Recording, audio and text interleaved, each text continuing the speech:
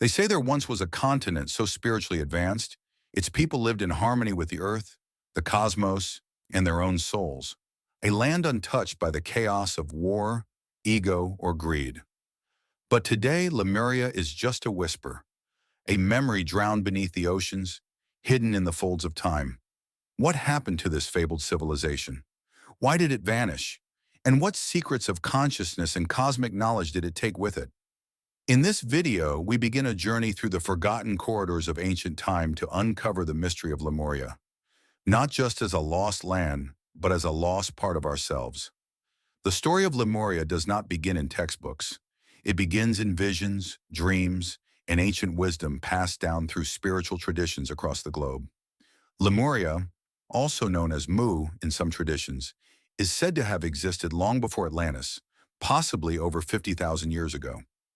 It was believed to be located somewhere in the Pacific Ocean, stretching across what is now Polynesia, Easter Island, Hawaii, and even parts of modern-day Asia. Unlike the technological might of Atlantis, Lemuria was said to be a heart-centered civilization, intuitive, gentle, and deeply connected to the spiritual dimensions of reality. The idea of Lemuria first came into Western awareness in the 19th century, not through archaeology, but through biology. Scientists attempting to explain the presence of lemur fossils in both India and Madagascar, but not in Africa or the Middle East, proposed a now discredited theory. A sunken landmass once connected these regions. They called it Lemuria. Though the scientific theory faded, the name sparked the imagination of mystics, theosophists, and spiritual seekers who felt that Lemuria wasn't just a land of animals. It was the home of an enlightened human race. Many believed the Lemurians were not merely physical beings, but spiritual hybrids, souls who had chosen Earth as a place to experience incarnation in its most pure and loving form. It's said they communicated telepathically, lived in complete resonance with nature, and possessed an innate ability to heal through vibration and sound. Unlike modern society, they did not fear death, because they understood the soul as eternal. Reincarnation was not a theory, it was a lived truth. Their entire culture was built around balance, energy, and spiritual evolution. Ancient texts and modern channelings often describe the Lemurians as guardians of sacred knowledge, protectors of wisdom about the soul, multidimensional realities, and Earth's connection to the greater galactic family. Some say that the Lemurians could access the Akashic records, the cosmic database that holds the memory of every soul, every thought, and every potential future. Others believe they kept crystal libraries in sacred mountain ranges like Mount Shasta, a site still regarded today by many spiritual seekers as a portal to higher dimensions. But if Lemuria was so advanced, so peaceful, what led to its fall? Here the story grows darker and more mysterious. According to many esoteric traditions, Lemuria's fall was not caused by war or invasion, but by a slow spiritual imbalance. Some Lemurians began experimenting with ego, separation, and manipulation of energy for personal power. Others warn of cosmic shifts, cataclysms triggered by celestial alignments, or the misuse of crystalline energy grids. Earth, they say, responded to this growing imbalance with great tectonic changes, floods, earthquakes, and volcanic eruptions that eventually caused Lemuria to sink beneath the ocean. This wasn't merely a geological event. Spiritually speaking, it marked a collective shift in humanity's consciousness, from unity to duality, from heart to mind, from oneness to separation. The fall of Lemuria, then, was not just the end of a continent. It was the beginning of forgetting who we are, where we come from, and the divine nature that still lives within us. Some say that not all Lemurians perished. A portion of the population, guided by their spiritual foresight, relocated to underground cities or higher dimensional realms. There are legends of survivors retreating to Mount Shasta in California, to the Himalayas, and even to the inner earth, a mysterious dimension known as Agartha. These survivors are said to have preserved Lemurian knowledge and continue to guide humanity silently, waiting for the time when Earth is ready to awaken once more. Modern-day spiritual seekers often report vivid dreams, meditative visions, or past life memories of being in Lemuria. These experiences are often filled with profound emotional resonance, a sense of deep peace, unconditional love, and a longing to return to that lost state of unity. It's as if some part of us remembers. Some part of us knows that Lemuria wasn't just a myth, but a forgotten chapter of our soul's history. So why does Lemuria matter today? Because the story of Lemuria is, in truth, the story of us. It's not just about a lost land, but about a lost way of being. In a world dominated by division, competition, and materialism, the Lemurian way offers a vision of what we once were and what we might become again. It reminds us that there was once a civilization that lived not by fear, but by love, not by hierarchy, but by harmony, not by conquest, but by connection. And as Earth undergoes its current wave of spiritual awakening, many believe the Lemurian energies are returning. The veils are thinning, sacred sites are reactivating. Souls who once lived in Lemuria are incarnating again, drawn to heal, teach, and remember. Perhaps that's why you're here. Perhaps that's why these words stir something ancient in your heart. The mystery of Lemuria is far from over. In part 2, we will dive deeper into the symbols, artifacts, and surviving spiritual lineages that carry Lemuria's legacy. We'll explore how modern science is now validating parts of ancient wisdom once dismissed as fantasy, and how the Lemurian memory is guiding humanity toward a new era of consciousness. But for now, remember this.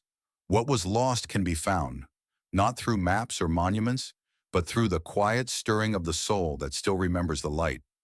If Lemuria truly existed, then it didn't just vanish, it transformed. Its memory, like a seed buried beneath centuries of soil, continues to live within us.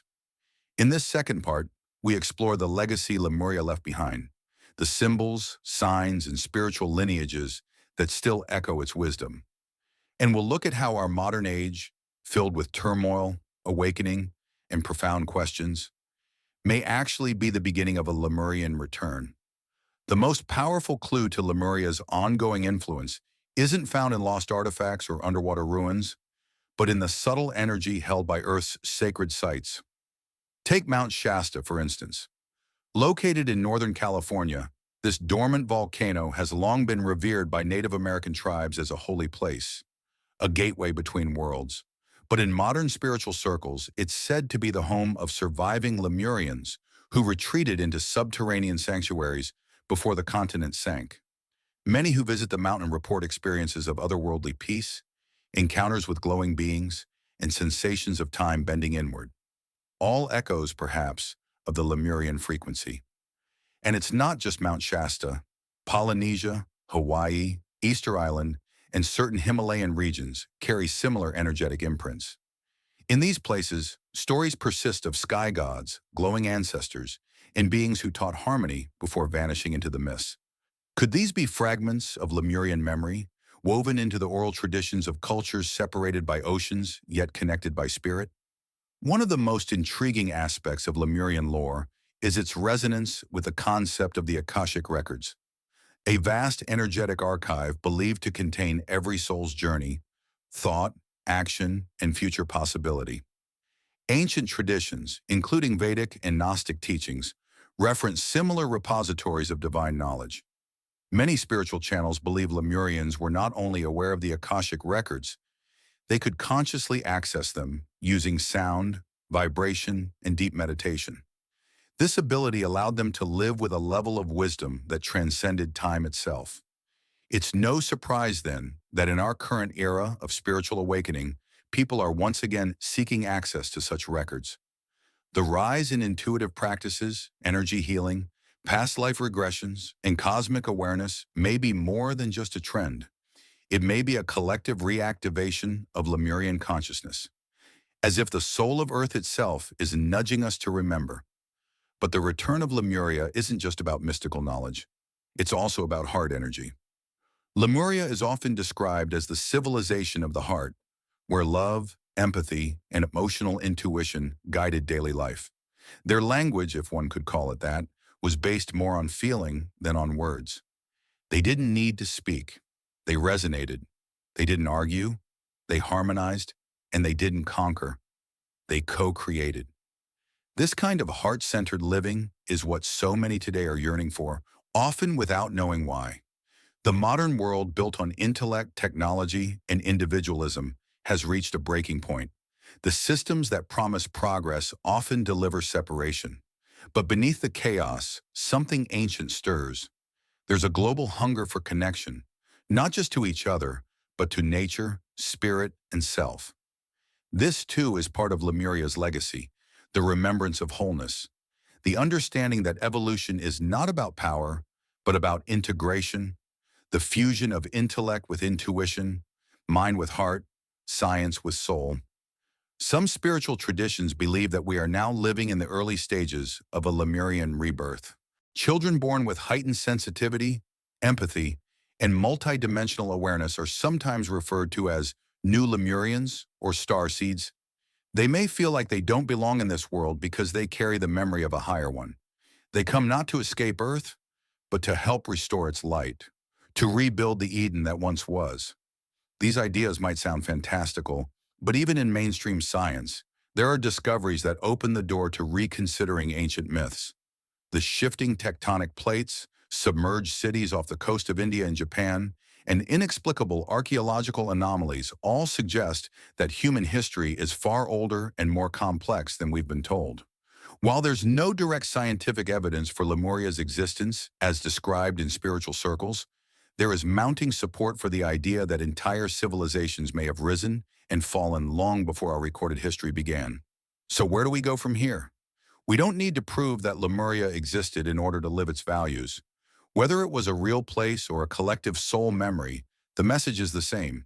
Humanity has a higher path, one rooted in compassion, balance, and conscious evolution. In this sense, Lemuria becomes less a mystery to solve and more a blueprint to embody. You might feel this in subtle ways: a pull toward nature, a desire to simplify, a longing for deeper spiritual connection, or even a sudden memory that doesn't feel like yours. These are not accidents. These are callings, invitations, traces of the Lemurian flame reigniting inside your soul. And perhaps the most beautiful part of this story is that Lemuria was never truly lost. It lives in the waters, in the mountains, in the vibration of ancient stones and songs. It lives in our hearts, waiting to be reawakened. The earth is not just a planet of dirt and fire. It is a living memory field, echoing with the voices of civilizations who came before us, not to be worshipped, but to be remembered. So the next time you look at the ocean and feel something stir in your chest, the next time you dream of light cities or glowing temples, know this: you are not imagining, you are remembering. The mystery of Lemuria is not a question to answer. It is a path to walk. And the deeper you go, the more you'll find that it was never about discovering a lost continent, but rediscovering the lost parts of yourself.